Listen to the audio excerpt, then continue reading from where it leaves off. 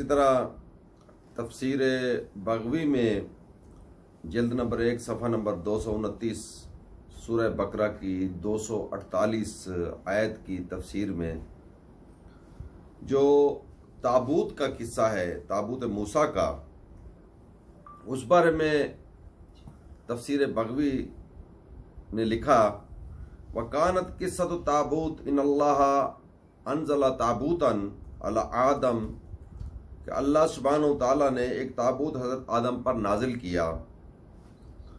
और ये ताबूत ऐसा था कि जिसमें अंबिया की तस्वीर भी थी। साहिब तफसीर बग़वी लिख रहे हैं, तस्वीर भी थी और ये शमशाद की लकड़ी का बना हुआ था और ये 6 मुरब्बा गज का था और मरते दम तक हज़रत आदम अलैहिस्सलाम के पास रहा।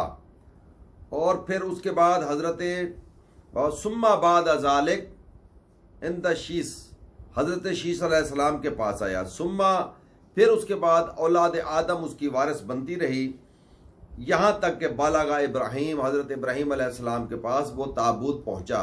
विरासत दर विरासत, यानी एक नबी से दूसरे नबी के पास, दूसरे नबी से फिर तीसरे नबी के पास वो ताबूत मुंतकिल होता रहा। और उस ताबूत की लंबाई कितनी थी, चौड़ाई कितनी थी, वो मुरब्बा 6 मुरब्बा गज में शमशाद की लकड़ी का बना हुआ ताबूत था और उसमें अंबिया की तस्वीर भी थी।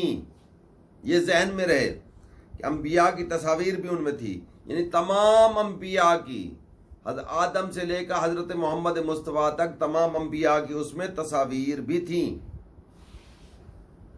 तो लफ्ज़ यहाँ पर तस्वीर का आया है कि अंबिया की तस्वीरें भी उसमें, उस ताबूत में मौजूद थीं। फिर इसके बाद ये ताबूत हज़रत इस्माइल के पास आया, इसीलिए लिअन्नहु काना अकबर वालद, कि ये बड़े बेटे थे। सुम्मा इंद याकूब, फिर हज़रत याकूब अलैहिस्सलाम के पास ये ताबूत आया। सुम्मा काना फ़ी बनी इसराइल इला मूसा, फिर ये ताबूत चलते चलते हज़रत मूसा अलैहिस्सलाम तक पहुँचा। तो आप देखें कि हर नबी के पास ये विरासत के तौर पर मुंतकिल होता रहा, यानी आदम अलैहिस्सलाम पर अल्लाह ने नाजिल फरमाया, फिर हज़रत शीस अलैहिस्सलाम के पास आया, फिर इसी तरह पहुँचते पहुँचते हज़रत इब्राहीम अलैहिस्सलाम तक आया, फिर हज़रत इब्राहीम से हज़रत इस्माइल अलैहिस्सलाम तक पहुँचा, फिर हज़रत इस्माइल अलैहिस्सलाम से चला तो चलते चलते हज़रत मूसा अलैहिस्सलाम तक ये पहुँचा। वकाना मूसा यज़अ फ़ीह तौरात, और इसमें इस ताबूत में हज़रत मूसा अलैहिस्सलाम तौरात भी रखते थे और व मतान और माल मता भी रखते थे। दूसरे जो उनके ज़रूरियात की चीज़ें थी या पैसे थे या जो सिलसिला था वो भी उसमें उस ताबूत में रखते थे। फिर इसी तरह कहते हैं कि ये ताबूत विरासत दर विरासत अंबिया की औलाद में चलता रहा, अंबिया के पास आता रहा।